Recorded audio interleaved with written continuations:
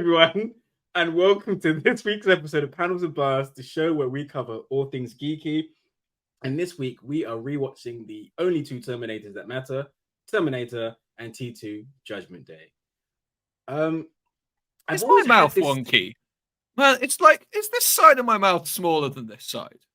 Because I'm feeling like it's smaller. Like when I smile, like look, this bit's higher up than this bit. What is up with that?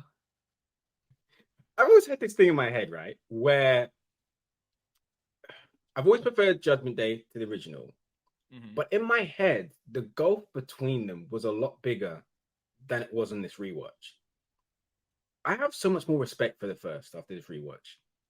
Like, obviously, it's way smaller budget, but I think part of that actually made me respect it more. Like, you can tell this is a guy who has tremendous vision and ambition and no money. Yeah. But what he does with it is so atmospheric. It's, you can tell they've only got like 5 locations, but yeah, it's such a good film. Number one, it's such a good film. It's a really good film. I mean, I've got to say, what I've noticed recently is a lot of people, cool kids, being all like, actually, what people don't realize is that the first Terminator film was better than the second one. I would love to know where they're getting their crack, because that's fucking insane. Like, don't get me wrong, I enjoyed watching Terminator. It's got some issues. In fact, let's play What's Problematic. Okay, so there's a bit in this film, right? And I didn't mind it at all, where her flatmate's boyfriend rings up and he immediately starts describing the dirty sex stuff he wants to do to who he thinks is his girlfriend. But Sarah then doesn't tell him that it's her and just sits there giggling. And so it doesn't feel like gross or anything. And then it leads to a really good gag where then she says that it's her, and then he gets really apologetic. He hands the phone to her friend. He launches straight back into his sex speech, which is really funny. However, when he comes to the house later, she opens the door and he like gropes her a bit and kisses her on the cheek, and she's all like, "Oh," and it's just like, "The fuck is that? Like, that's not normal." Yeah, that was pretty grim. And obviously it's got the mild problem that, like, man, they do not know each other, and she's just been through some harrowing shit, and then they just bone. Like they've like, and then he tries to explain it by being all like, Sarah, when I was younger, I had a picture of you that I used to stare at in my post-apocalyptic nightmare future, and I fell in love with that photo, and you are that photo, so I love you. And then she's all like, and she's a bit like, what are the ladies like in the future? And he's all like, I don't have sex, we just try not to die. And she's all like, that's sad. And that whole bit is just like, I just don't really like, I feel like he wrote that Kyle was going to turn out to be John Connor's dad, and then was all like, but when will they have sex? Because the film only takes place over about 14 hours, and that's all pretty harrowing. So there's just like a bit of sex in the middle, and it does not feel very naturally integrated. Yeah, like I can almost buy them bonding over this trauma. And I mean, it's natural that two people like that would be attracted to each other. And as you say, he's idolized her for a long time, even though she doesn't know this. I kind of get that, like, to him in the future with no other people, maybe she's the closest thing. Maybe it's like being in love with, a celebrity. You know what I mean? And being all like, I've got this picture of her. She was super hot. She was in a car with a dog. Like, that really works for me. And I'm always hearing about how cool she was and how awesome she was. So I kind of see that might be like, I mean, I can't imagine that if I was like, if my mates was always talking about how great his mum was, I would be all like, I'm gonna have sex with her when she's 20. Like, but whatever. Like, and obviously, like, so I was expecting some slightly ropey effects, and actually, I think that the stop motion works really well. I actually think the stop motion's really creepy and good. I was going to say, it adds this level of creepiness to it. Yeah, it doesn't work as well on the flying ships in the future bits. They look a bit shit. But the really bad bit was the green screen. Like there was a bit where the Terminator was chasing them and they were closing a door, and it was like the worst green screen you've ever seen. Like somebody did a YouTube video in the bedroom. But other than that, I thought that the effects held up very well. There's too many bits of the future. Like we don't really learn very much about the future, but we see like what three I love sections. as well is that there's all those sections that you don't need to see, and then we'll get to Judgment Day. But obviously, when Judgment Day rolled around, Cameron was clearly still not happy with it. So we see all those same flashbacks again, just with the bigger budget. Yeah, and it's just like it's essentially just the same sequence 3 times. It's all like in the future, robots kill people. And in fairness, in the third one, there's a bit where 2 kids are eating a rat. But like, it's just like, I got the point. Like, the first one is really well delivered. And in fairness, that brief bit of text at the beginning of the movie kind of tells that story better than, like, I feel like what might have been more effective is when Kyle goes to sleep and he has the nightmare, if we'd just seen like flashes of it instead of like a whole sequence of him running about. The flashbacks to me even kind of contradicts what he says, because he makes a big point about talking about how Arnie's Terminator is so realistic. He's never seen one like that. But then there's a flashback where a Terminator infiltrates the base, and until they start shooting, it looks like a regular human. So what the hell was he talking about? I don't really understand that. But yeah, it's very, very. One thing I think is interesting is that it's got kind of the vibe of like a horror, kind of a slasher movie. I've always thought of it as more of a slasher movie. But barely anybody dies. Like, he kills 2 ladies who unfortunately are also called Sarah Connor at the start, and then he kills her flatmate and the boyfriend. But also, then obviously, like, there's that very non-slasher movie sequence where he just plows through an entire police station, which is so good. I really like, and I think what you need to give props to here is that, like, obviously in the second one, part of what he's playing is the robot kind of learning to be a bit more human. But in the first one, that is not the vibe. He is just a robot. And man, the way he moves and the way he speaks and the way every single bit of it is so good. I don't know if you ever listened to the commentary, but Arnie spoke about the fact that when he first met James Cameron, he actually was like, I think he should be more robotic. And James Cameron said to him, I wrote the fucking script, just shut up.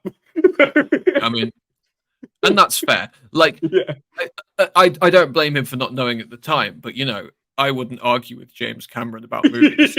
Like even the things in his film, which I'm like, I think I would do that differently. I'm all like, but I'm clearly wrong. Like, his films are like the most successful films ever made. Like, I don't get casting. What's that guy from Avatar called? Not Jai Courtney. Sam Worthington. Yeah, the other Jai Courtney. You know, he's a Jai Courtney. He wasn't the first choice though. Who was the first choice? Jai Courtney. Matt Damon. And it's like, he's brought it up a few times because he's quite bitter about it, because he didn't really get the script and Cameron really wanted him for it. And Cameron was like, okay, here, how about this? I'll give you, I think it was like 10% of the box office. And what happened was he was like, okay, I still don't get it, but I'm not going to turn down that offer. And then I think it was the second born had to do reshoots, and Cameron couldn't push the film back any further. So he was like, okay, I'm out, get someone else to do it. And I think it's one of those things, it's a bit like, you know, Walter White, where every couple of weeks, Matt Damon just like does a calculation in his head of how much money he'd have if he'd have made that first Avatar. I mean, Matt Damon must have fucking tons of money. Sure, like, but I mean, if you could have like $250 million, that would also be nice. Yeah, but he doesn't need it, does it? What's he going to spend it on? More islands, fucking rich people. They always want more shit, don't they? Fucking Drew Barrymore, strike breaking scab. Yeah, we'll talk about that later. But what's I know it was the fact that then afterwards she was all like, "I'm very shocked that people are upset." And it's all like, "Are you really?" Have you seen Oprah's recent? I'm very shocked that people are upset. No, was it about her and The Rock? Yeah, so she I saw some pictures of that, and she was essentially like, oh, people just love to hate famous people. It's like that's not why we're mad, Oprah. That's not what the point of contention is. Yeah. Anyway, I enjoyed Terminator a lot. I did. Did you notice the really bad ADR at the beginning with the black guy in the truck? I mean, the version that I had, the sound was all over the place. Like the music and sound effects were really, really loud, and the voices were really quiet, It was and like I could they, not. they clearly didn't record him on the day, so James Cameron was like, "Crap, we need to get him to come back." But maybe they could pay him for more than one line of dialogue, so he's just like, "Oh hell nah!" But then like they paste it again later, and it's the exact same performance. What I love really it. like is Kyle's machine PTSD. Like, there's that bit where he's like outside a building site and there's like a digger, and he's all like, "Oh, the fucking digger! Jesus Christ, it's gonna get me!" Which I think is really, Closer. really good. Yeah, but then like also there's little things like that sequence where the Terminator goes and buys all the guns from the shop is great. Where he's just listing the full names of the guns. Um, and obviously Kyle like sawing the handle off the shotgun is it's a really neat little. I like the way he ties it to himself with a bit of string. I'm not Yeah, really sure why. I it looks cool though. I assume so that if somebody tries to nick his shotgun while he's sleeping, he'll wake You up, can shoot them. right? Yeah, But yeah, but it doesn't explain that at any point. yeah. It's funny though, because in those ways it's so restrained. But then, like, the other thing that I wasn't super fond of is that, like, there's like every bit of dialogue that Kyle and Sarah has is so expositiony. Like, he's just like their whole thing is just him explaining stuff to her. Yeah.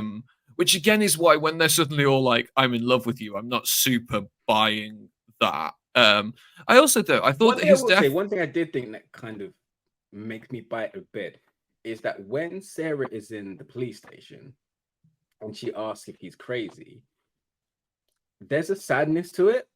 You yeah, know what I mean? Like she wants to believe him and she wants him to be telling the truth, which I mean, she shouldn't want him to, because if he's right, then that means the indestructible cyborg from the future is trying to murder her. But she wants to believe in this person she's met and she trusts. So and this, I think I there's believe her also performance. I think there's also an allure in being special, like, right? Like, Yeah. she's just a regular person, and so the idea that maybe she's incredibly special is like it's exciting, isn't it? And it makes you feel important. Linda Hamilton is excellent in the first one. Everybody She so is so so good. good. Like the array of emotions, the trauma, the stuff that she contributes, like, and brings across with very subtle performance is really impressive. Yeah. I thought it was really interesting how subtle Kyle's death was. Like, there's no big, there's Yeah. no moment where he talks to her. She just rolls him over and he's dead, and it's Yeah. like it's so brutal. Yeah. I tell you what, I also didn't like was that bit where she was all like, "You're fucking terminated." It's all like that robot can't hear you. Yeah. Like, it doesn't care. Like, it's like It that bit also in Mission unfortunately Impossible. became one of those things that every movie in the franchise calls back to. Yeah, it's like that bit in Mission Impossible 4 where he says "Mission accomplished." Um, in fairness, it is immediately followed up by Ving Rhames having a scene with Tom Cruise where he's all like, "Ah, I can't believe you said that, you dick." But like, yeah, like it's those little things. I'm a bit like most. I gotta say, rewatching the two of them, most of the iconic lines are actually really like the "I'll be back" in the first film is Yeah. really, really great. Like, it doesn't Yeah. feel like he's doing a thing. Yeah. It's just a line in Yeah. the film, which makes perfect And I think sense it's the in one thing context. that actually going back to your point earlier, it's the one thing where he actually sounds like a machine trying to be a human being. He's like, that's a thing Yeah, that humans say, I guess. I'll be back. Yeah. Yeah, but I thought all in, it was really, really, really good. It's Yeah. well paced aside from the repeated future bits, Yeah. and there's also a level at which there are some bits where Kyle and Sarah are just kind of wandering about, and I'm all like, Yes. I've Kyle, noticed there's a lot of it's like we're just gonna keep walking until he did he catches not have us. time? Like, I guess what's not clear is how long he had before he was sent through the portal. Because I mean, if he's not had any time to make any sort of plans or get any sort of information, then that's fair enough. But Yeah. like, he knows about phone books, and I can't imagine that that's knowledge that he would have picked up on the dirty skull covered street in the future from the Brat children, right? So Yeah. I like somebody's told him something about the past. Like, he appears to be able to navigate LA relatively well. Yeah. I mean, so if we're gonna talk about plot holes in this film, which we shouldn't because it is flawless, but I think the biggest flaw for me is once they get a car, just drive across the United States. The Terminator Yeah, doesn't know. Like, even if Kyle doesn't, Sarah does. Sarah can just tell him the place to go. I mean, if he went to New York, he's never going to catch them. yeah. Just drive to Alaska and change your name, right? Like, Yeah. and he's never going to find you. I mean, I suppose that you would be looking over your shoulder for the rest of your life, but I think that the problem is that like it's not a perfect plan, but it's better than no plan, which is what Yeah. Kyle has. Like he's Yeah. just kind of like, we'll just run about. Let's just walk to a motel and hang out there Yeah. for a bit. And it's Hell, I like, mean, also, hell, you could drive to Canada also. He can't cross the yeah. border. Like, yeah. I mean, Kyle also can't cross the border because they're going to This ask him is some true. questions. They'd have to I mean, like sneak him in the trunk or something. if you want the biggest plot hole in the entire film, so Kyle steals that homeless guy's pants, right? And then he Why do steals the a police chase him? because he's stealing that homeless guy's trousers. They don't see that. They see him putting on the trousers. So you could I mean, argue maybe public indecency, but why do four police officers chase him into the department store? It's not worth it. As far as you know, he's just a hobo. it's 1984, so you have to think that maybe they were like, I mean, he's not black. That guy's doing gay stuff. Let's do you know what I mean? Like there's two guys in an alleyway, one's pulling his trousers up. Let's go beat that That's gay fair. guy to death. That sounds like the police, right? But yeah, like he steals a pair of trainers and he steals a jacket and he steals some trousers. And then in the next scene, he's just wearing a t-shirt. Where do you get that t-shirt from, man? Plot hole. Yeah. Yeah. That's true. Cinema we'd be Sins remiss would have if a we field didn't- day with that, wouldn't they?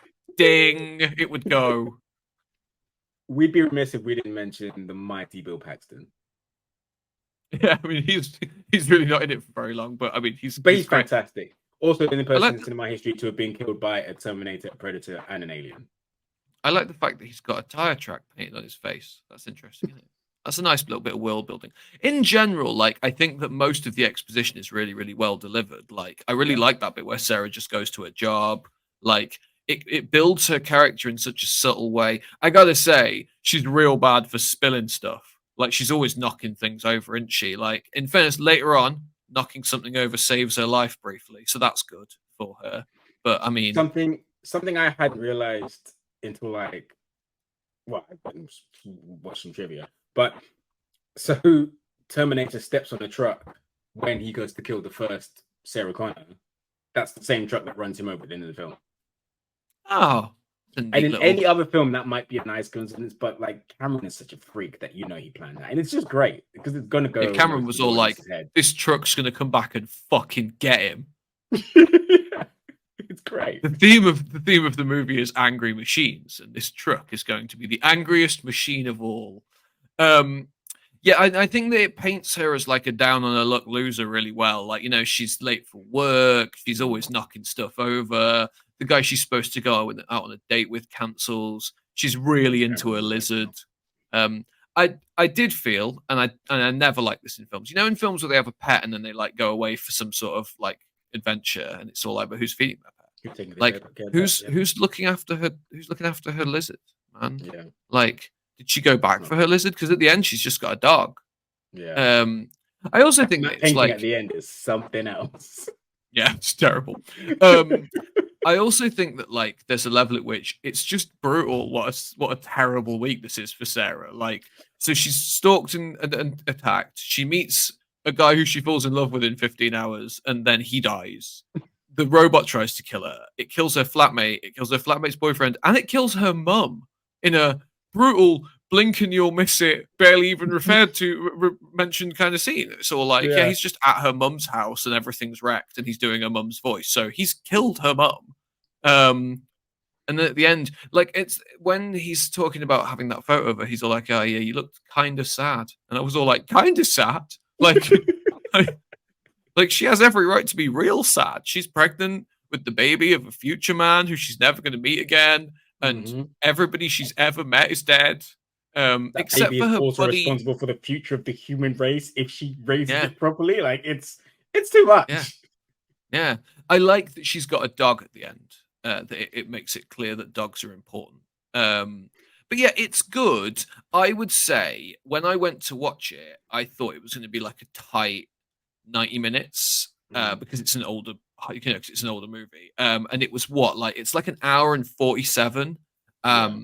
And I think you could cut 27 minutes out of Well, it. I think you could lose the Terminator's dead. Or is he? The Terminator's dead. Or is he? Like, I get Yeah. it. But that was a bit too much of that. It's hard to kill him. Yeah. I did love that bit where he slammed the car into the wall and then he was gone. Like that. That was good. Yeah. That was some solid horror movie. Like, oh, he's not in the car anymore. Like, Yeah. you got to feel like maybe it would have been difficult for him to scuttle off, but whatever. Like, Apart from that, it's like, why would he need the subterfuge? Why wouldn't he just kill all of them and then kill Sarah? Mission accomplished. isn't that when he goes back to the flat and fixes his eye? He doesn't need to though. He just needs to kill Sarah. So just stay there and kill all the cops and then he's kill got one Sarah. good eye, hasn't he? Yeah. Yeah. But yeah, it's good. Good. But I don't think it's like perfect. I think that I think you could edit it down a bit and take out a bit here and there. I think you could probably just have one future sequence. I think you could probably edit a little bit of the Kyle and Sarah just walking about. I like the cops. I like the cops a lot. I kind of wish they had a little bit more because on the one hand, it's kind of interesting how like brutal and quick their deaths are. We spent so much time with them. It's amazing. I can't think of another franchise where they build these cops and give them personalities and even bits of dialogue about their life outside, and then in one scene they are just slaughtered. They just both get immediately murdered. It's also the fact that like he's all like, "Hey, watch Kyle," and it's like, what, like, bro, Kyle is correct. The robot has come to kill you. Exactly. Like, why are neither of you going to Kyle, uncuffing him, and being all like, "Hey, bro, can I have some robot info, please?" Yeah, because exactly. because they don't like, and like the bit in the future Flash with the Terminator who infiltrates the underground, like, man, he's shooting for so long. It's just like a shot of him shooting and then a shot of Kyle, and then a shot of him shooting and then a shot of some kids, and then a shot of him shooting, and I was all like, yeah, I get the point. Like, it's funny because it doesn't need like padding. It needs it's got everything there. Trimmed, if anything, yeah. Yeah, but I think you could cut it a little bit, and I think it would be a better film. But outside of that, I think it's extremely impressive, and it's a solid 8 out of 10. 8 out of 10, I'd say. Yeah, like it's and yeah. So Terminator 2 Judgment Day is the best action film ever made. It's so good. It's so like it's so good. It's insane. It doesn't have any right to be, because here's this thing. It's very easy to slate poor movies of any genre. But when you think of how many things have to come together to make a big budget film good, this is really one of those films where everybody, apart from one person, and we'll get to him, is on their A game. The acting is all fantastic, apart from one person. The score, phenomenal. Special effects team, unbelievable. The stunt work in this, there are so many physical, real world stunts. Just like even the initial chase through the tunnel. Oh my gosh. Like, to see a man jumping on a motorcycle and then continue that momentum. There are so many good things in this. Yeah. It just looks flawless. It's paced so well. It is a great follow-up to the first. But if you've never seen the first, you can jump in this and understand every element. Yeah, it explains everything. What I would say as well is that, like, this I watched the director's cut. I assume you did. Yes. And all the additional scenes in this in it are excellent. Like, I can't imagine the film without those scenes. Yeah. Some of them provide context, some of them provide character work, some of the one of the best jokes in the entire film is in one of those deleted scenes when he's teaching him to smile. That's really. I know when we talk about Arnold Schwarzenegger and his comedy chops, he gets a lot of flack for, "You're not sending me to the cooler."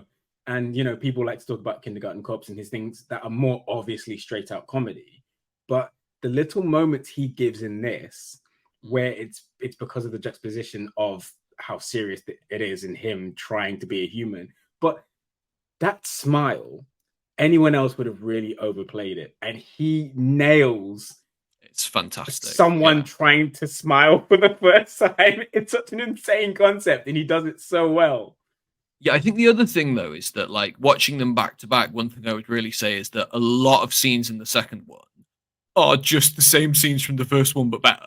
So that's the other thing that I think is an issue, is that like it's got some of the exact same sequences, like him walking up to the people naked at the start and taking their stuff, except it's just better.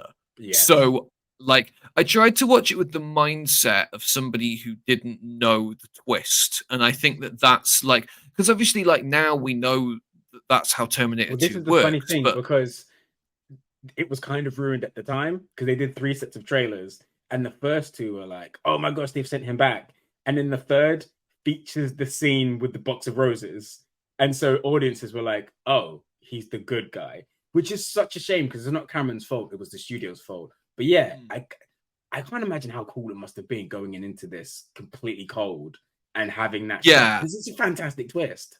Yeah, I mean, Robert Patrick, the only thing I think is that like he murders that cop at the start, and it's a bit like, well, I mean, that's kind of, if they'd have made it a bit more ambiguous, where it just looked like he incapacitates him, I think that would have fed into it a bit more. Well, it kind of does, because he just hits him in the stomach, and I know that he's stabbing him with his big blade arm, but I guess you don't necessarily know that.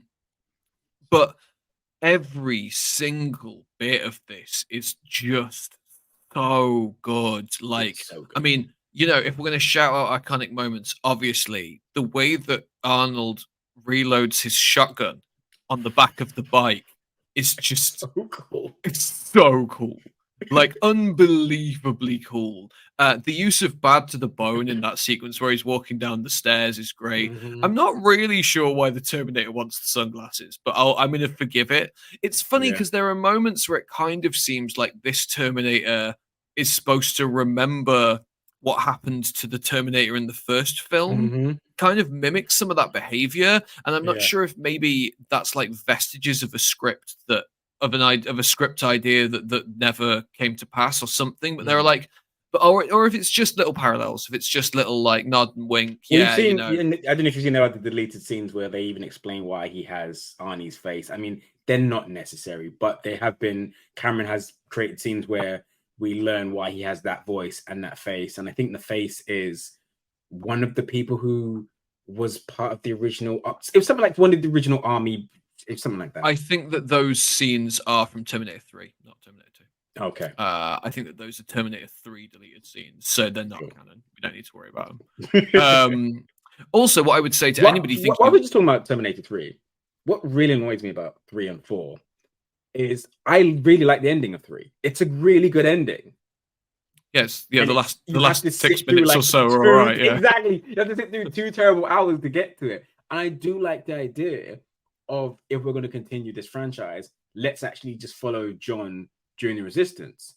They're just both terrible films. They're such good ideas and just wasted on terrible films. Well, the problem with the 4th one is that they cast Christian Bale as John Connor and then didn't make him the main character, which is insane. The main character is Jai Courtney, right? Or it's it's Sam Worthington. Sam Worthington again. Jai Courtney's in Terminator 5. Unbelievable amount of unfair hate in this episode. He's not in either of the movies you've spoken about. No, but Jai Courtney's he's in Genesis. He's in Gene Seas, right? That's the worst one. So fuck you, Jai Courtney. So he deserves to be slated. Also, you know, Jai Courtney and Sam Worthington, they're the same. I fail to see any difference between them. I haven't seen Dark Fate, but I hear it's shit. So the worst thing about Dark Fate, and I couldn't finish it, but it has one of the coolest opening scenes of any movie I've ever seen, which is that Sarah and John are like they've gone on vacation somewhere, they're hiding out, and then Arnie turns up and just shotguns John in the chest, and this is John as a kid. And what's amazing about it, apart from the fact it's really well directed and really well shot, it's possibly, I think, the best de-aging I've ever seen. So, like, the John is Eddie Furlong, the Terminator is Arnie, and they've made Linda Hamilton look how she looks. End of number 2. It's flawless, and it's such a cool opening where basically you find out the timeline of that film has been splintered. Oh, but man, the rest of the film was boring as hell.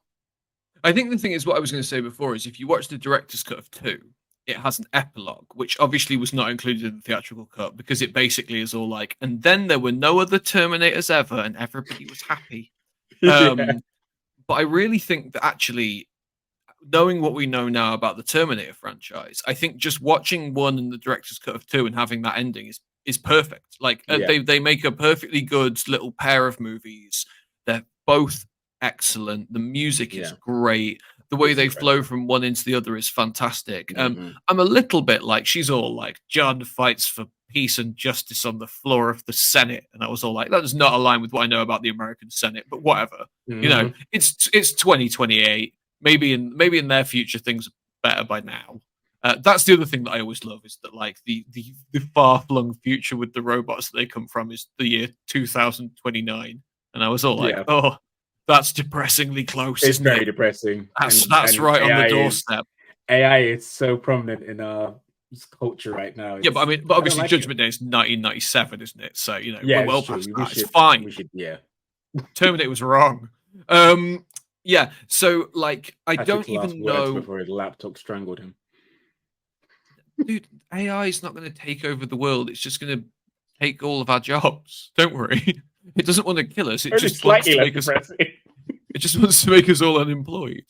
But yeah, no. I think that like I don't even know where to start with what's good about Terminator 2. But I guess where I would probably wrong. So growing up, I used to hear like loads of people slate Eddie Furlong's performance, and I guess because I was a kid and I thought it was really cool that there was a kid who was essentially the protagonist of this film, I was like, they've been really mean to him, and I never got it, and his performance never bugged me. But on this rewatch, I kind of wish that Robert Patrick was successful. I think he's the most annoying kid. He's so annoying. I mean, he's less charismatic Bart Simpson. I mean, he's a bit poochy, but like, I don't really mind that. Like, I watched a lot of things growing up where there was like a radical skater kid, and he was always listening to Guns N' Roses. So I'm not really like, that doesn't bother me. In fairness, what I kind of like about John is that at least he has like some skills. Like, you know, like he's what I kind of love the vibe that he's like half trained. Like Sarah's taught him all this cool shit, but now he's totally lost faith in her insane future. And like, there's that bit where he's talking to the Terminator. He's all like, yeah, I grew up in places like this, as they're like underground in a hole full of weapons. And I kind of like, I see that like, he has cool moments, like him being in the back of the car and reloading the guns for both of them at the same time. Love that. That's so cool. That's really cool. But what I really love is I can't stand him. What I really love is that scene where the two guys come over and he's just worked out that the Terminator will do what he wants. And then there's just that super subtle bit where he's all like, put your leg down. And because Arnold's still standing on one leg. And then he's all like, put that gun down. And Arnold in the background just puts it on the floor. On the ground. He puts the gun down, right? Like so many of the iconic lines work so well. I love the bit where he shoots that guy in both kneecaps and it's all like, he'll live. That's just so good. But yeah, if I had to point to one thing that's really, really good about this film, better than the action scenes, is just Linda Hamilton. She is so good in this. And can you think of another film that has done such a dramatic, and it's what's amazing about it is it's dramatic, but it makes perfect sense from where we left her. You know, the mentality of the character, the physicality of the character, everything is such an extreme departure from the first film, but it makes complete sense for the things she experienced and was told in that film. It's totally justified. Prepper, essentially. Yeah, and she's so cool. That bit where she's broken out of her cell and the guy sees the broken broom and then he turns around and she just clocks him with it and then picks up his nightstick and runs off. It's so cool. Her plan with the bleach and the syringe is just excellent. Can I ask you a question? So good. Why does the doctor think she's insane? He was in the police station when Terminator turned up. Nah, he leaves. He leaves the police station as Arnold is coming in. Okay, but he has to have heard what happened, right? Yeah, I mean, one of those crazy guy, and that crazy guy had a crazy friend, and he turned up and shut the place up. But I like guess. it's not like, Yeah. like I mean, the thing is, if you were like, if you met a guy who was like, I'm from the future and there's a robot trying to kill me, and then soon afterwards, a lot of people got shot. I don't think I would be all like, maybe future robot guy was telling the truth. I think I would be all like, that's weird, isn't it?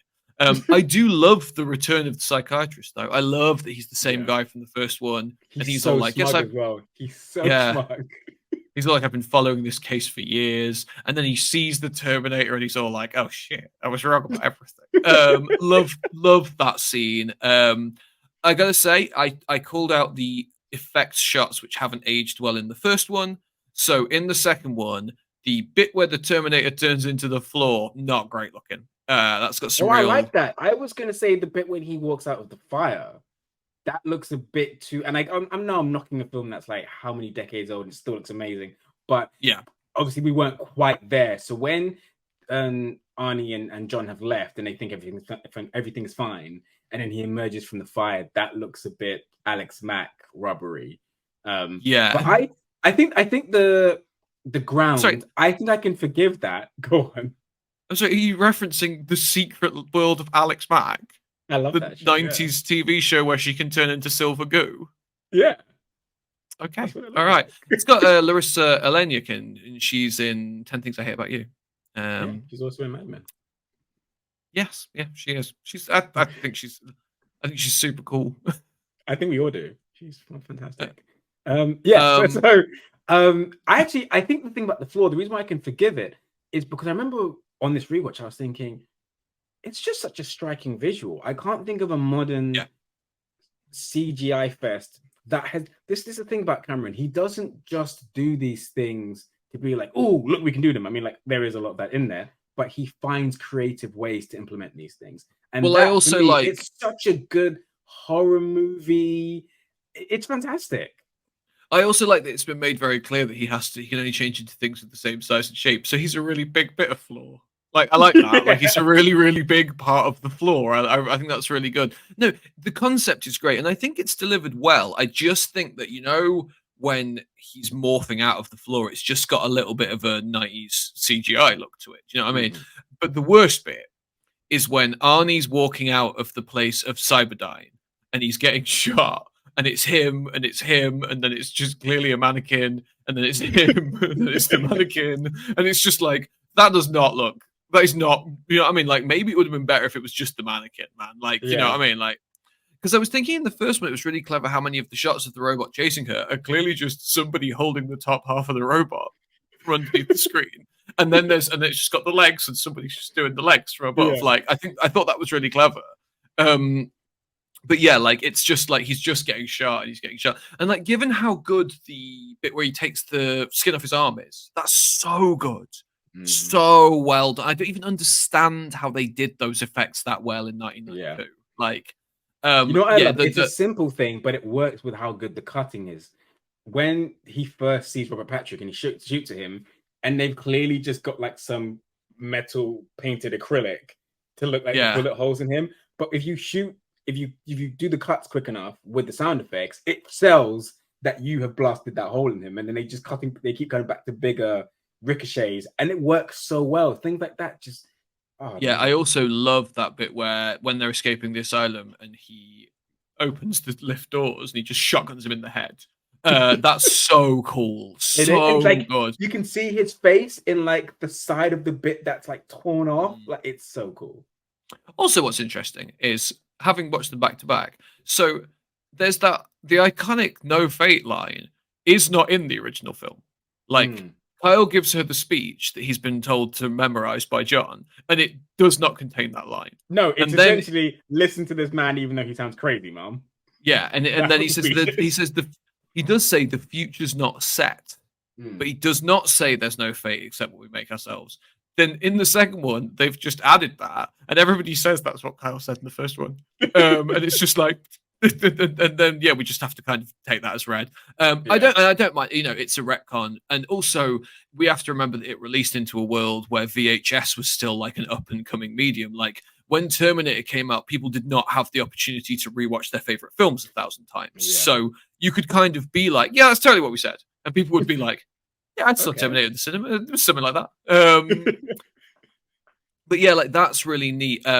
But like I don't think that there's a problem with that. Like, so what are the other director's cut sequences? One where When he Miles is tells taking his them, kids to Raging Waters. Is that like yes, that's when great? he I love that. tells them that he can't learn new things, so then they disable the Oh thing. yeah, Yeah, yeah, yeah. yeah. That's Which I such mean, a can we great just talk sequence. about the genius use of Linda Her Hamilton, her sister, twin? yeah. That's genius. Maybe we should describe what that is. People who don't know Yes, about for the everyone that genius use. hasn't seen the scene because it's not in the theatrical version, there is a scene that involves what we believe is a mirror shot.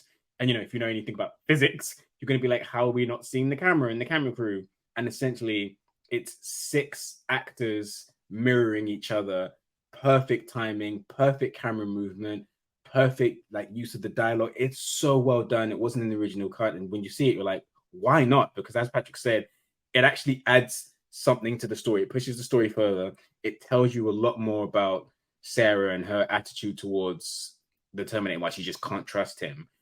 And just as a visual spectacle, I can't imagine how many takes it took, but it's phenomenal. Yeah, it's fantastic, and it's the fact that they've used like a model and Arnold sat on the far side of a piece of glass that it looks like a mirror, and then the back of John, and then Edward Furlong on the far side of the piece of glass, and then Linda Hamilton and her identical twin sister both doing the same things at the same. It's so clever. Yeah. Like I do kind of wish that there was a little bit more of that ingenuity in some of the other shots where they've used CG. Do you know what I mean? Yeah.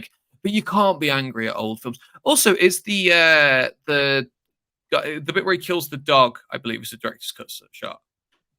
Doesn't need that. Yeah, That's yeah. that's the one It's where I was a bit like, yeah. I mean, I don't need to know I how he get it. knows. He's evil. Like, stop it now. Yeah. Well, and it seems to be kind of explaining that he knows now that the Terminator was on the phone. But I mean, like he could have Yeah. figured that out on his own. Like, and don't kill dogs. No, just don't do it. Um, the the scene when he makes the call and he's like, "What's wrong with Wolfie? Your foster parents are dead." Yeah, so good. It's one of the best scenes ever. It's so good. That whole sequence when he smashes open the coin thing, when he's like, "Have you got a quarter?" and he just smashes the phone. Like, in fairness, what I kept thinking though was like, as I was watching it, every scene would start, and I'd be like, "Oh, this scene's great," and Yeah. like that just persisted throughout the entire fucking movie. Like, there was almost no points where I wasn't being all like, "Oh yeah, this one's great," and even the ones that should be downtime, that should be in theory less interesting, like when they go to Mexico to get a bunch of guns are so rich with character for John Yeah. and the Terminator and Sarah that like it kind of at no point ever feels like it's dragging. There's nothing in there that I'm not like, yeah, like a sequence with on paper, I can see why you'd cut a scene where Miles is working on his computer and his wife's all like, hey, maybe hang out with your kids a bit more. And then he's all like, let's go to the war park with his kids. But like, but he adds so much to the scene later on where Sarah tries to murder him because he's not just some guy now. He's He's a that nice human guy. being with a Like family, and he's a hard and you worker. find Yeah, out that like like even though he was obsessed with creating Cyberdyne, it was for the right reason in his head. He really yeah. thought he was going to be advancing humanity and Well, giving us that's the all a helping thing. hand. And it would be so easy to have a scene where the guy who created the Terminators was all like, I'm so evil. But actually, like, he's just like trying to help and it all goes wrong. And that's so Yeah. much more compelling. That scene where she Can we shoots can we him. give up? I mean, we mentioned a few times, but Robert Patrick is so good in this. And you know what I Yes. really like? We spoke about how in the first, other than covering his face so he looks like a human being, the Terminator doesn't really have a need to blend in with real people. But what I Yeah. love about this is that the machines obviously learned, sent back a far more advanced model. And this is the great thing when he's talking to people. So, like the first time he tries to find John, he gets given the picture. He's like, good looking kid. And then later on, like before he brutally murders someone, he's like, hey, that's a nice bike you got there. So, amongst humans, he can be charming. But then what I love is that in the scenes when there are no humans around, he's just weird. Like when he's looking for John, he does this amazing thing. Oh my god, when he's just rubbing his hands over everything. It's so weird. And it's so long. Like it's like 30 seconds of him just rubbing things in John's room. It's so weird. That's a director's cut scene as well. It is, yeah, and you can understand why, because I can imagine being in the theater and be like, the hell is this? But Why he is he nails rubbing it? all of that. And like And even obviously, like I mean, it's been spoken about a bunch, but him just actually running unaided after someone on a dirt bike is insane. yeah, those bits are so good as well. Like the way they've done the effects, so it looks like he's running really fast is so No, impressive. he is. You know that, right? Well, He he's not like running so as fast because as a car, is he? no, as a dirt bike though, because Cameron is He's like actually running that insane. fast. Yes. So because Cameron's insane, he made Robert Patrick train for two things for like 2 months leading up. One was he wanted him to breathe from his nose so that he looked less human. It was just like straight, no breathing out the mouth. And then he wanted, I think initially the plan had been that he was going to get close to John and then John would speed off. But by the time they got to filming and they did the scene, and every take of the scene, he caught him with ease. So Cameron was like, oh, maybe you trained a bit too hard. And like, that's the thing about James Cameron. He has this part of it, you can't help but like admire just the sheer scope and ambition and vision he has. But then also looking at it from our modern perspective, it's like, maybe you shouldn't be doing these things where people have to train that hard. Like it's a But he's bit too still much. doing It's why it. he broke He's half the still, craft of the abyss. but he's still doing it. He's still being all like, Kate Winslet, you need to learn to breathe underwater for 6 minutes for your bit part in Avatar 2. Like, yeah, like it's insane. But yeah, I'd like the Kyle dream sequence is a director's cut edition as well, isn't it? Yes. Which I think is a good scene. I think Yeah, it's like it gives Sarah some like just a little bit more. It gives a little bit more depth to how she's feeling. That scene where the guy licks her face is very upsetting.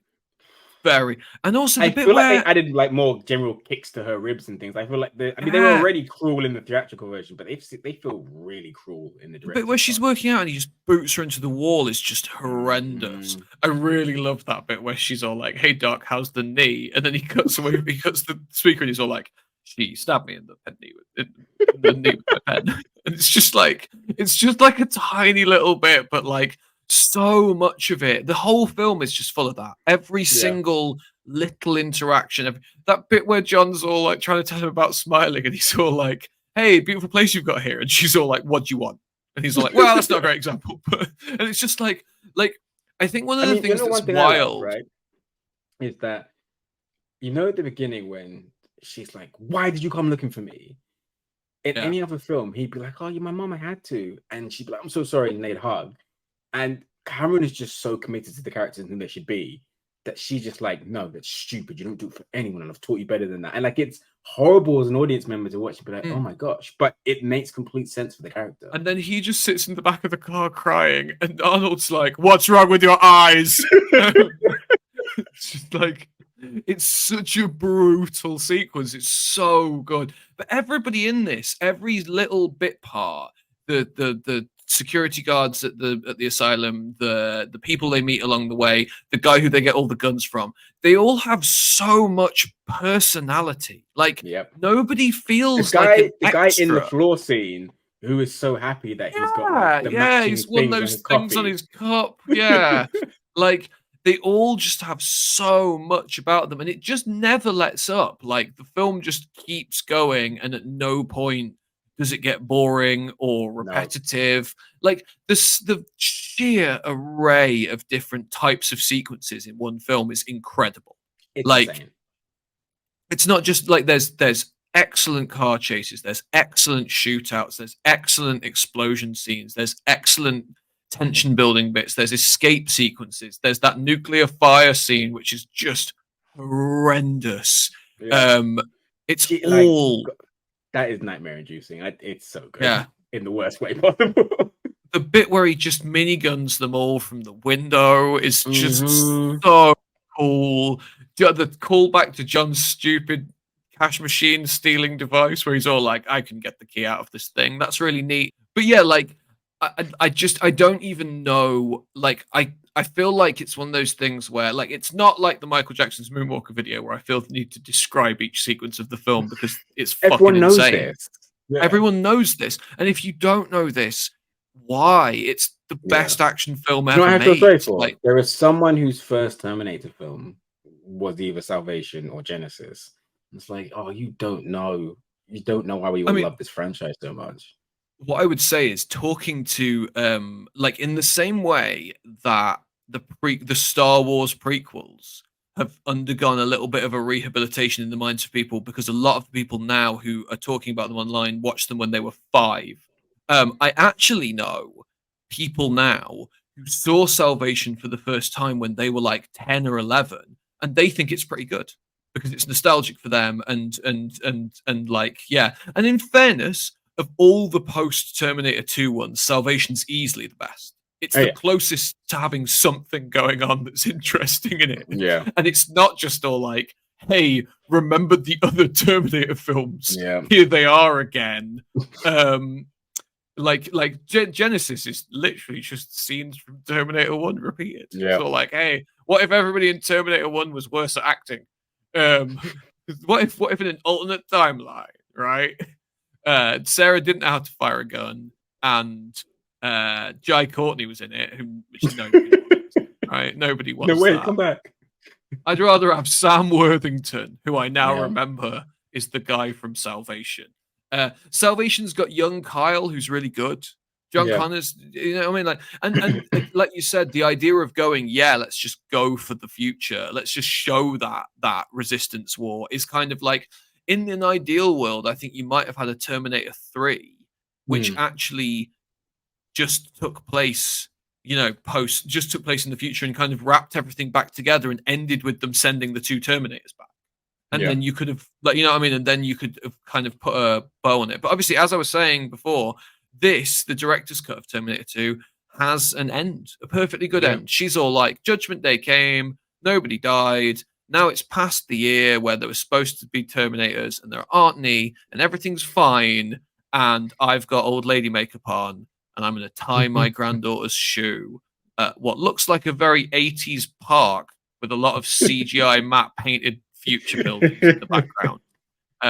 Also, what I really like is there's this bit where she's all like, Judgment Day came and went, Michael Jackson turned 40. And I was all like, that's an odd thing to just specifically state, isn't it? Like,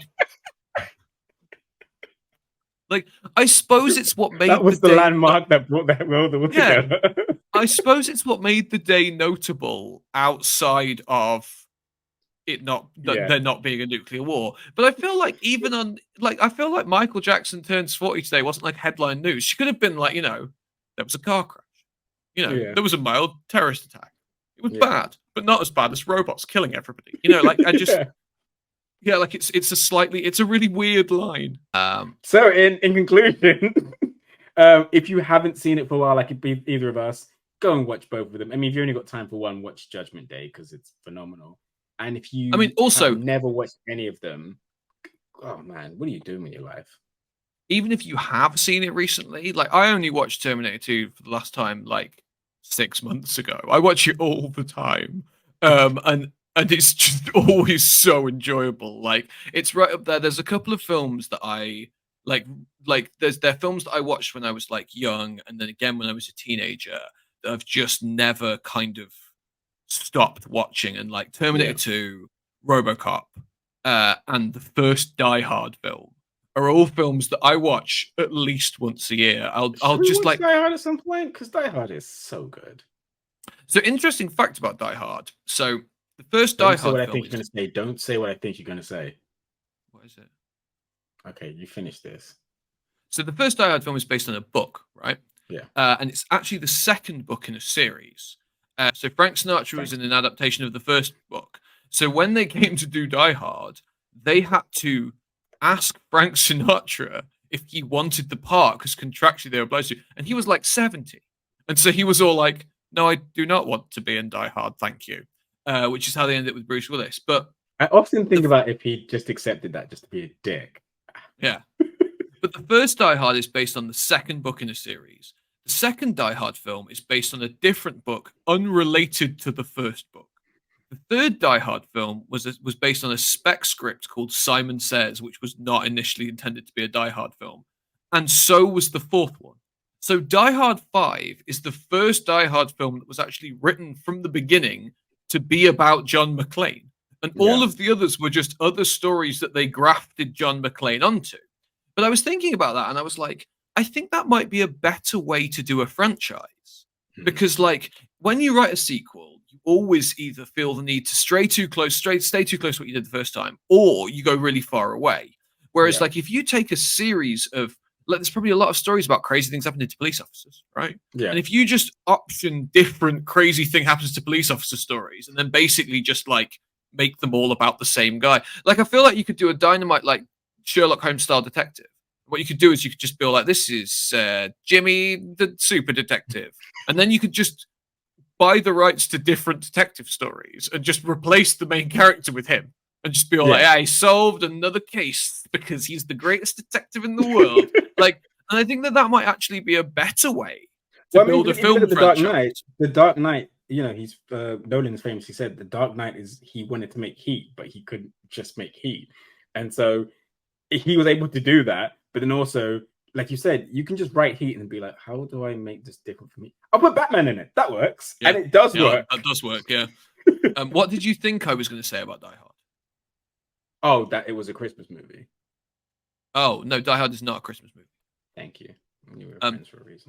My line here is very simple, and that's if you take the Christmas out of the film, it's the same film. Still the same film, and if it is, it's not a Christmas movie. Like, thank you. You know, it could be about Thanksgiving, and it would make zero difference to that film. I've had this argument every year for like the past 10 years, and I get why people think it is, and I know that Fox has even tried to market it as a Christmas film, because why wouldn't you? It means you can sell stupid DVD box sets with, you know, Santa hats on them.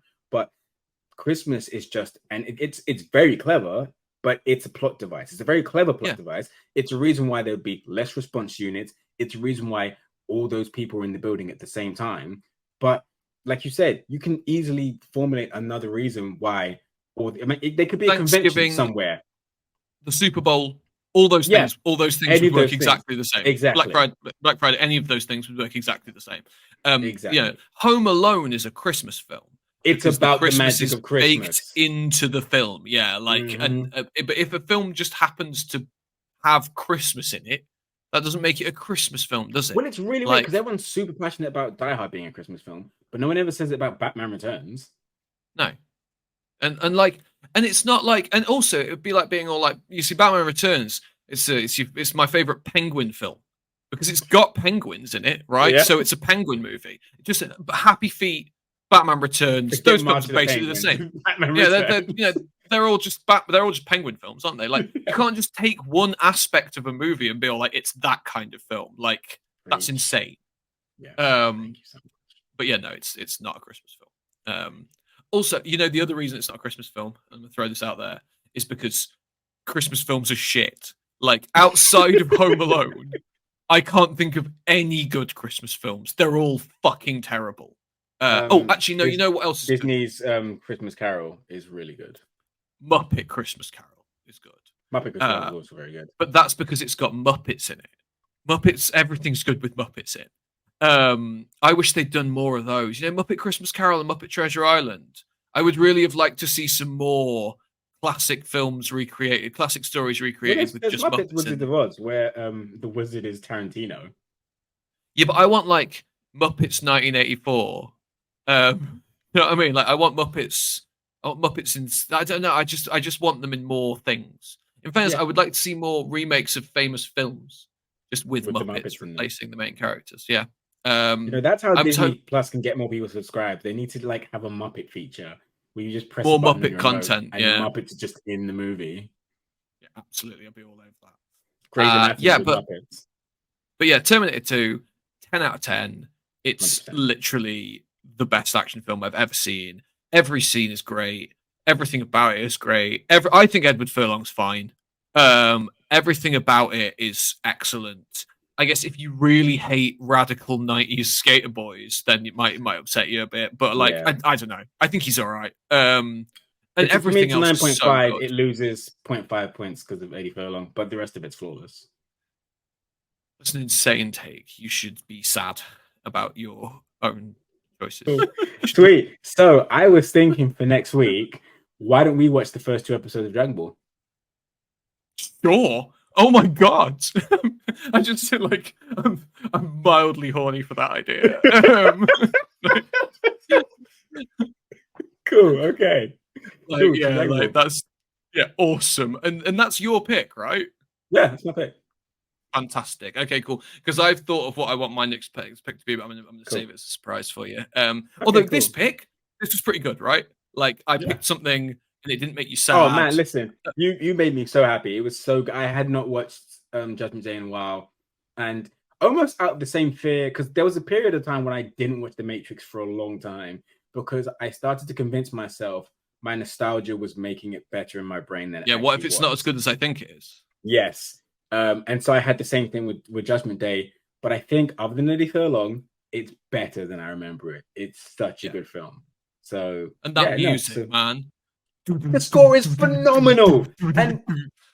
And also I want to just go back to the first one. That score and the themes are really impressive because clearly he didn't have a budget for like a massive orchestra. He's probably just got his friend with a synthesizer. But Got a dude with a synthesizer, yeah, it's brilliant. but it's fantastic. It's Yes. atmospheric and it's catchy. And yeah, no, I love this film. So no, great pick. Next Is week the we'll theme do tune Tokyo in the Drift. later Terminator films? That's something that I kept on They thinking, do like terrible because versions it's of it in the later ones. They do it. The thing about that works about those first two films, it's simplistic. It's but you know it gets really bombastic as the installments go, and it's too much. yeah, it's so good, so good. It's better than the RoboCop theme, and I Yeah, fucking love the Robocop is RoboCop theme. great. Yeah, It's nearly as good as John Williams' Superman theme, it's a good theme. which I think might be the greatest piece of music ever recorded by a human being. I wouldn't argue with that. I could like I if genuinely, I'll take that. like every now and again, I've got it on Spotify on something on one of my playlists, and every now and again, Spotify will be all like, I'll be listening to just something completely different. I'm just sat there listening to Taylor Swift, and I'll click next, and it'll be all like the orchestral version of the theme from Superman, and I'm never sad to hear it. You know what's Never. great about I'm it is always, I'm it always all makes like, you yeah, picture the movie, which it's so well tied to the iconography of him. It makes you picture the movie instantly. It just makes you feel good, right? It yeah. it does what all good things like. It embodies everything about that character. That song is hope. So when I went to see Superman Returns at the cinema, obviously it had the classic title sequence with the title swimming towards you, and it played the John Williams theme. And I was sat there in the cinema and I cried. I I literally don't blame you. just started to cry because I was so overwhelmed with joy. Yeah. That was the best part of Superman Returns by so much. Like, well, I mean, the other good bit of Superman Returns was Kevin Spacey, which is He actually sad. is really good Every in time that. I every time I see a film with Kevin Spacey in there, I'm all like, Listen, oh, I watched oh. Seven the other day, and it's like he's so good in it. Yeah, he's I so don't want to good. say it, but he's so good in it. I mean, I would say that every time I see a Kevin Spacey performance where he's absolutely fantastic, he's playing just like a horrible piece of shit, and I'm a bit like, maybe there's less acting going into this I mean, than well, I initially you thought. watch House of Cards, and not only is he terrible, he's telling the audience constantly, "I'm terrible," and I get away with it, and you love me for it. He did that for like Yeah, 5 years before we found out about him, so yeah, he's we gross. were all very stupid. Yeah, And is on that the that note we're note, ending on? thank you for watching and listening. We Please should say something. continue to tell Say people something about us. happier. Watch Oh, I've got Ratatouille. something good. Ratatouille is Uh, really fun and it makes you feel good about life and the fact that you can just do things that you're passionate about, no matter your skill level. If they make you happy, pursue them. yeah, and Aldi's own brand Oreos are 55% cheaper than branded Oreos. But my son Logan says that they're only like 35% worse than regular Oreos. So that's a net gain. Thank you for that. Thank you very much. This is not sponsored. Audi, if you want to sponsor us, we'll tell people that your Oreos are slightly less tasty Oh than no, on brand Aldi's Oreos. shite. I've been shopping there more recently to try and save money, and it's like the bread's crap. Fucking Cool. We're hell! not getting Like, that sponsorship, but then how do you do bread wrong, Aldi? You piece of shit! Fucking hell! Why is it so thin? How is it so mealy? Humans have been making bread for thousands of years. How can you be this poor at it? next Fuck week we're gonna you! watch the first 2 episodes of Dragon Ball. Thank I think we should you watch the for all your first 3 support. episodes of Dragon Ball. Okay, watch the first 3. Please keep liking these videos, subscribe, watch the video all the way to the end because that really helps us boost the algorithm. tell your friends. Thank and you you'd so miss much. all this, and you'd miss all this excellent Aldi content. You would If you miss didn't all watch this. till the end. Yeah. And yeah, don't forget, I'll slam my hand in the car door if you don't subscribe. Yeah. And when we get to 500, which we can do sooner rather than later, if you tell your friends about us, we will give away something very cool. So stick around for that. Bye. Yay! Bye.